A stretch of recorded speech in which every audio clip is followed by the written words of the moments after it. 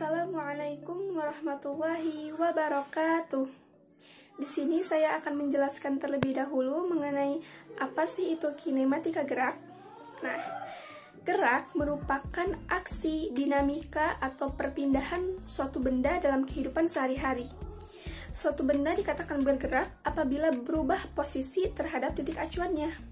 Sedangkan kinematika merupakan salah satu cabang dari ilmu fisika yang mempelajari bagaimana gerak itu dapat terjadi tanpa memperhatikan penyebab dari suatu gerakan tersebut. Sehingga dapat disimpulkan bahwa kinematika gerak merupakan ilmu fisika yang mempelajari tentang suatu benda secara makro atau besar. Teman-teman, di sini saya Rati Komalsari akan membahas tentang gerak lurus kecepatan konstan. Gerak lurus kecepatan konstan ini bisa juga disebut dengan gerak lurus beraturan atau bisa disingkat dengan GLB, yang merupakan gerak benda dalam lintasan garis lurus dengan kecepatan yang tetap. Sehingga pada GLB ini benda tidak mengalami percepatan. Diingat ya teman-teman bahwa kuncinya itu adalah gerak benda dalam lintasan garis lurus, kecepatannya tetap, sehingga pada GLB ini tidak mengalami percepatan. Lalu saya ambil contoh misalkan ketika mobil yang bergerak di jalan bebas hambatan dengan kecepatan tetap. Tentunya mobil ini tidak mengalami percepatan apapun. Lalu yang kedua itu ada gerak bola yang mengelinding di permukaan yang licin. Lalu dapat kita tarik juga persamaan GLBB secara umum. Rumusnya itu V sama dengan S per T. Dengan keterangan V itu adalah kecepatan, S itu adalah jarak, dan T itu adalah waktu. Kita lanjut ke contoh soal. Di sini contoh soalnya itu sebuah mobil meluncur dengan kelajuan tetap atau kecepatan tetap berdasarkan alat ukur speedometer sebesar 90 km per jam selama 15 menit. Yang dipertanyakan itu berapa jarak yang ditempuh selama selang waktu tersebut. Nah, ini kan jelas ya teman-teman diketahuinya bahwa V itu sama dengan 90 km per jam, T itu 15 menit. Karena kita ininya per jam, kita konversi dulu. Jadi 15 dibagi 60 itu sama dengan 0,25 jam. Ditanyakannya itu adalah tentunya tadi apa? Jarak. Sehingga kita menjawab ya, karena rumus yang asalnya itu adalah V sama dengan S per T, karena yang ditanyakan itu adalah jarak, sehingga rumusnya berganti teman-teman menjadi S sama dengan V kali T, sehingga S sama dengan V kali T itu adalah 90 kali 0,25, yaitu adalah 22,5 km. Jadi jarak yang ditempuh selama kurun waktu tersebut adalah 22,5 km. Terima kasih teman-teman. Baik, bismillahirrahmanirrahim. Di sini saya akan menjelaskan mengenai gerak dengan percepatan atau A konstan. Gerak lurus dengan percepatan konstan disebut juga dengan gerak lurus berubah beraturan atau sering kita sebut dengan GLBB. Yaitu gerak benda pada lintasan lurus yang berubah secara beraturan, sehingga pada gerak lurus berubah beraturan percepatannya konstan. Pada gerak lurus berubah beraturan, gerak benda dapat mengalami percepatan jika nilai percepatan positif, dan gerak benda dapat mengalami perlambatan jika nilai percepatannya negatif. Gerak benda dapat mengalami percepatan disebut GLBB dipercepat, sedangkan gerak benda yang mengalami perlambatan disebut GLBB diperlambat. Dalam GLBB ini terdapat 3 variabel, ada S atau jarak, lalu ada V atau kecepatan, dan A atau percepatan. Adapun dalam GLBB ini beberapa persamaan GLBB secara umum, yaitu ada VT sama dengan V0 dikurangi A kali T. Ada juga S sama dengan V0T dikurangi 1/2 AT kuadrat. Ada juga VT kuadrat sama dengan V0 kuadrat dikurangi 2AS. Vt itu merupakan kecepatan akhir, sedangkan V0 kecepatan awal. Satuannya sama, yaitu meter per second. Lalu ada A. A itu percepatan dengan satuan meter per second kuadrat. Ada juga S, yaitu jarak dengan satuan meter, dan T atau waktu dengan satuan second. Adapun contoh soal dari GLBB ialah sebuah benda bergerak dengan percepatan 5 meter per second kuadrat dari keadaan diam. Hitunglah jarak dan kecepatan yang ditempuh benda tersebut setelah 10 detik berturut-turut. Baik, berdasarkan contoh soal tersebut dapat diketahui bahwa ada V0, kecepatan awalnya 0, lalu ada percepatannya 5 meter per second kuadrat, dan waktunya adalah 10 second. Yang ditanyakan adalah kecepatan dan jarak benda tersebut setelah 10 detik. Untuk mencari kecepatan, kita bisa menggunakan rumus persamaan yang sudah tadi saya jelaskan, ataupun untuk lebih mempermudah bisa menggunakan rumus percepatan, yaitu A sama dengan V per T. Percepatannya itu tadi 5. V-nya itu, kita kan mencari V-nya, berarti belum diketahui ya. Dan T-nya 10. Nah, tinggal dikali silang. 5 dikali 10, 50, sama dengan V.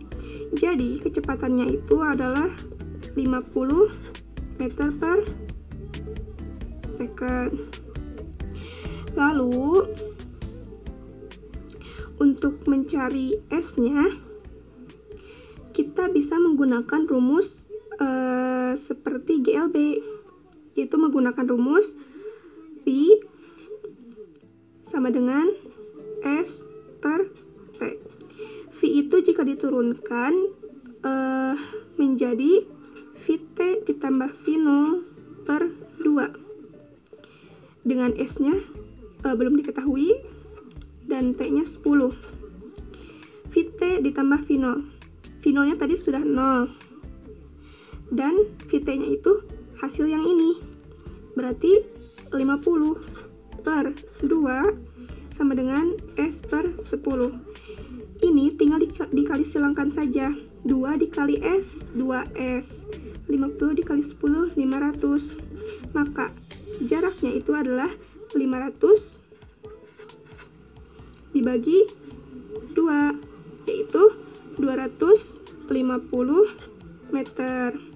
Jadi, kecepatan yang ditempuh oleh benda tersebut adalah 50 meter per second, dan jaraknya adalah 250 meter. Terima kasih. Di sini saya akan menjelaskan mengenai gerak melingkar. Gerak melingkar yaitu suatu benda yang membentuk lintasan berupa lingkaran yang mengelilingi suatu titik yang tetap.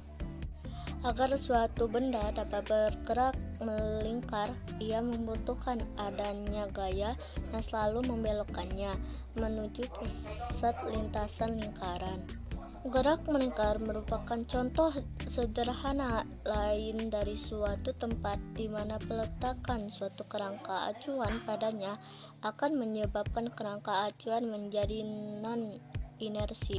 Dalam gerak melingkar baik yang vertikal, horizontal maupun di antaranya, terdapat perbedaan pengamatan antara pengamatan yang diam di atas tanah P2 dengan pengamat yang bergerak bersama objek O yang diamati P1.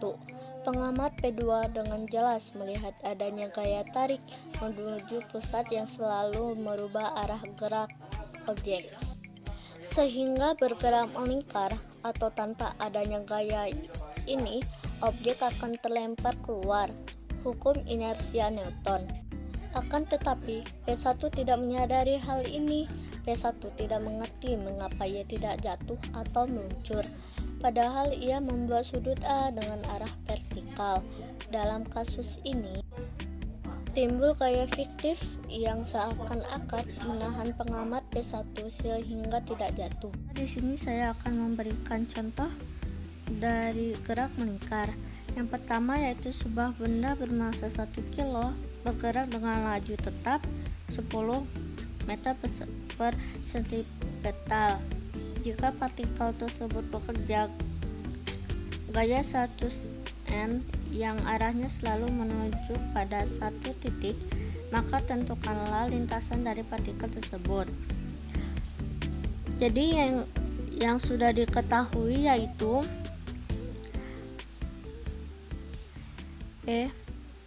F ber8 sama dengan massa dikali A8. A8-nya yaitu F8 per massa sama dengan 100 N per 1 kilo dari massa, maka hasilnya yaitu 100 ms pangkat 2. Jika kecepatan pada linearnya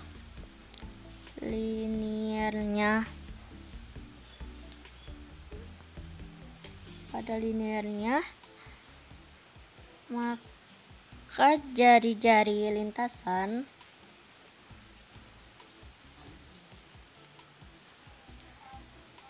dengan rumus yaitu A8 sama dengan waktu dikali jari-jari, maka rumusnya volume per jari-jari, maka jari-jarinya yaitu volume pangkat 2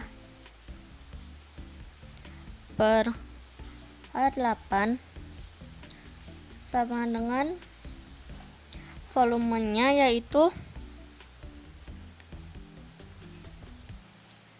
10 meter per sentripetal pangkat 2 per A8.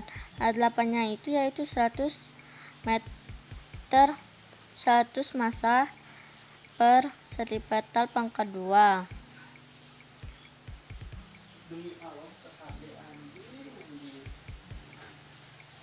Maka hasilnya yaitu 1 meter. Jadi benda tersebut mengalami gerak melingkar dengan jari-jari lintasan sebesar 1 meter. Nah, poin selanjutnya yaitu mengenai gerak relatif. Potensi suatu benda tergantung pada siapa dan di mana pengamat yang mendeskripsikan posisi benda tersebut. Gerak relatif adalah gerak yang terjadi apabila suatu benda yang bergerak terhadap benda tertentu namun belum tentu bergerak terhadap benda lainnya. Tak hanya itu, gerak benda juga dapat terjadi akibat adanya gravitasi bumi, dan gerak benda pada umumnya dipengaruhi oleh dua jenis energi, yaitu energi potensial dan energi kinetik. Nah, selanjutnya saya akan memaparkan salah satu contoh gerak relatif di kehidupan sehari-hari, yaitu gerak pohon terhadap manusia. Menjadi contoh gerak relatif dan titik acuannya terdapat pada pohonnya. Pergerakan pada benda akan membuat wujud zat yang menjadi berubah, dan hal ini mempengaruhi hasil pergerakan suatu benda. Pohon menjadi sumber daya alam yang ada di Indonesia yang memiliki banyak sekali fungsi bagi kehidupan manusia. Ada banyak sekali fungsi pohon, dan di Indonesia itu menjadi salah satu negara yang memiliki berbagai jenis pohon. Manusia memang memiliki ketergantungan terhadap suatu pohon, karena dengan pohon, berbagai kebutuhan manusia bisa terpenuhi dan pohon juga bermanfaat bagi berbagai aspek kehidupan manusia. Selanjutnya saya akan menerangkan tentang contoh soal gerak relatif. Keterangannya V sama dengan kecepatan, S sama dengan jarak, dan T sama dengan waktu. Nah, di sini masuk soal ya. Nomor 1, diketahui kecepatan A sama dengan 60 km per jam, kecepatan B sama dengan 64 km per jam, dan jarak antara A dan B sama dengan 1,4 km. Ditanyakannya T. Jawabannya SB sama dengan SA ditambah 1,4. VB dikali T sama dengan VA dikali T ditambah 1,4. 64 dikali T sama dengan 60 dikali T ditambah 1,4. 64T dikurangi 60T sama dengan 1,4. 4T sama dengan 1,4. T sama dengan 1,4 dibagi 4. Jadi T sama dengan 0,35 jam.